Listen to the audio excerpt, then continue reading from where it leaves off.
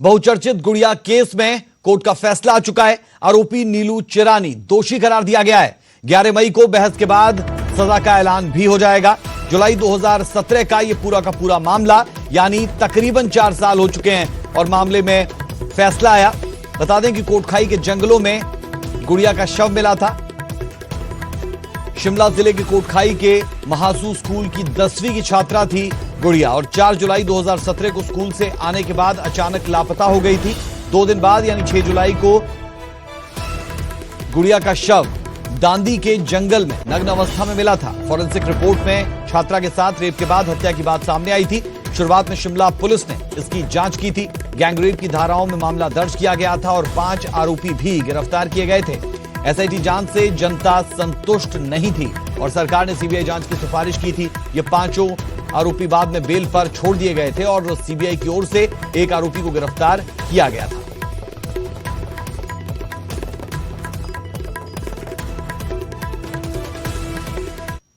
नील के नाम से ये केस लगता है, उसमें आज फैसले के लिए रखा था। ये जो गुड़िया मर्डर केस है, रेप केस है, तो अभी 3 बजे इसमें फैसला आया है। तो कोर्ट ने इसमें जो है 4 धाराओं में जो है चार्ज लगा था अक्यूज्ड के खिलाफ। तो 4 धाराओं में इन्होंने जो है चारों धाराओं में सजा की है।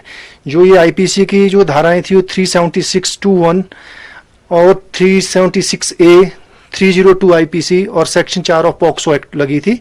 तो इन चारों धाराओं में उसको जो है दोषी ठहराया गया है। इस जघन्य अपराध के मामले पर जिला अदालत ने नीलू को दोषी करार दिया है। ये कहा है कि 14 में से 12 पॉइंट्स ऐसे हैं, 12 बिंदु ऐसे हैं जिसमें उसके आरोप सिद्ध हो रहे हैं।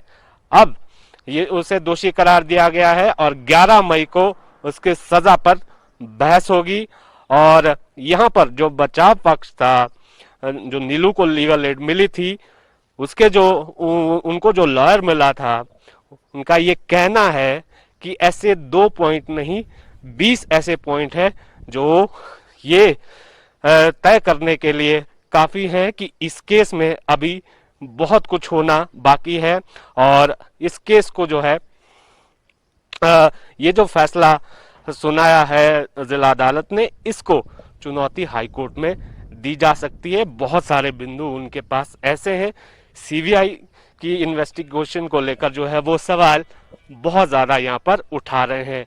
कोर्ट रूम में क्या हुआ उसके बारे में आपको जानकारी दें। कोर्ट रूम में मात्र 7 मिनट के अंदर जो है ये पूरी कार्रवाई आज की हुई है। जब जज ने ये कहा, वर्चुअली ये पूरा जो है मैटर लगा था। जो बचाव पक्ष के जो वकील थे वो इसमें फिजिकल तौर पर खुद मौजूद थे कोर्ट रूम में। वर्चुअली जो है जो सीबीआई के जो वकील हैं, सीबीआई की तरफ से जो वकील हैं वो कोविड पॉजिटिव हैं और वो वर्चुअली जुड़े थे। और कंडा जेल से आरोपी नीलू भी वर्चुअली जुड़ा था। अदालत ने ये फैसला सुनाया, उससे कहा, नीलू को ये कहा कि तुमने रेप और मर्डर किया है, तुम दोषी करार दिए जाते हो। तो नीलू ने एक बार फिर से वही लाइन दोहराई कि मैंने कुछ नहीं किया है सर। शिमला से कैमरा सहयोगी दीपक राणा के साथ रणबीर सिंह, न्यूज़ 18 हिमाचल।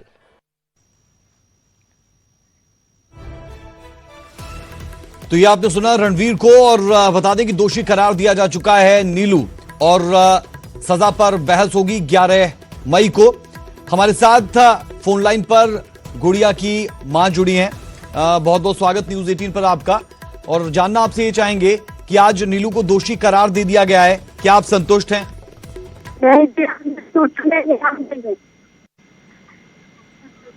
संतुष्टि नहीं है जी। एक नीलू ऐसा काम कर ही सकता है, एक आदमी का काम नहीं है। तो आपको क्या क्या लगता है इस केस में आपको कि नीलू को यहाँ पर दोषी करार दिया गया है? क्या और लोग भी हो सकते हैं इसमें?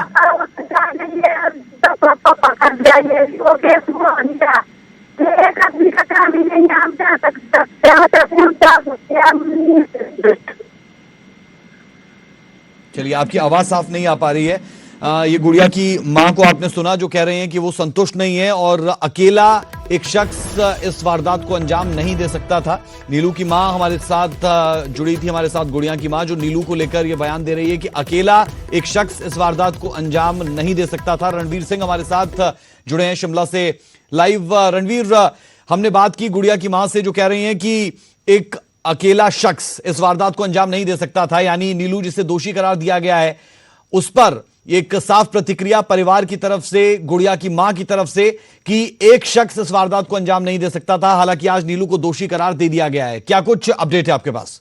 जी हाँ, बिल्कुल। ये तमाम बातें जो है बहुत लंबे समय से ये घूम रही है, इस पर जो है चर्चा हो रही है, बहस हो रही है, सोशल मीडिया पर ये बात चल रही है। यहाँ पर एक और जानकारी दें, एक याचिका जो है गुड़िया के परिवार की तरफ से, मां की तरफ से ये लगाई गई है हाईकोर्ट में, जिसमें 3 मई को उसमें सुनवाई होनी है।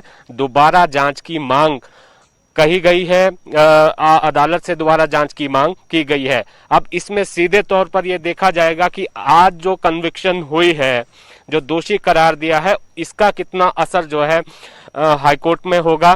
खैर ये 3 मई को पता चलेगा, लेकिन लगातार ये परिवार जो है ये कह रहा है और बहुत सारे लोग ये कह रहे हैं कि ये किसी एक अकेले व्यक्ति का काम नहीं हो सकता। लेकिन अदालत में आज जो कुछ हुआ उसमें ये बताया गया बिंदुवार कि 14 जो पॉइंट्स उन्होंने नोट किए थे अदालत ने, उनमें से जो 12 थे वो आरोपी के खिलाफ जाते हैं और 2 हैं जो आरोपी के पक्ष में जाते हैं। जो स्थिति दी गई और ये बताया गया कि जो इन्वेस्टिगेशन सीबीआई ने की है, जो तथ्य पेश किए हैं, एविडेंस पेश किए हैं, डीएनए रिपोर्ट दी है, उसमें ये साफ आया है कि क्राइम सीन पर नीलू था, ऐसा जो है चार्जशीट में लिखा गया है, और अकेले ही उसने जो है रेप किया है, मर्डर किया है।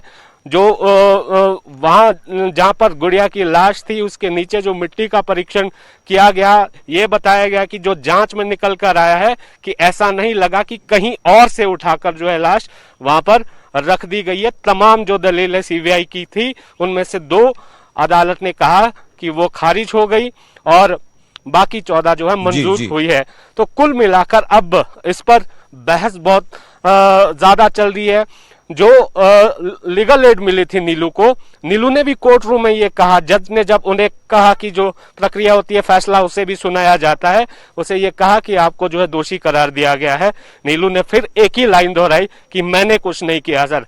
और जो उसके जो वकील थे लीगल एड के तहत जो मौजूद थे, फिजिकली वो मौजूद थे, उन्होंने ये कहा कि 2 नहीं 20 ऐसे बिंदु हैं जिसमें जो है सीबीआई की जांच कटघरे में खड़ी होती है और इसमें बहुत सारे अभी भी ऐसी संभावना है इस फैसले को हाईकोर्ट में चुनौती दी जा सकती है। अब ये डिपेंड करेगा कि नीलू क्या चाहता है इसमें।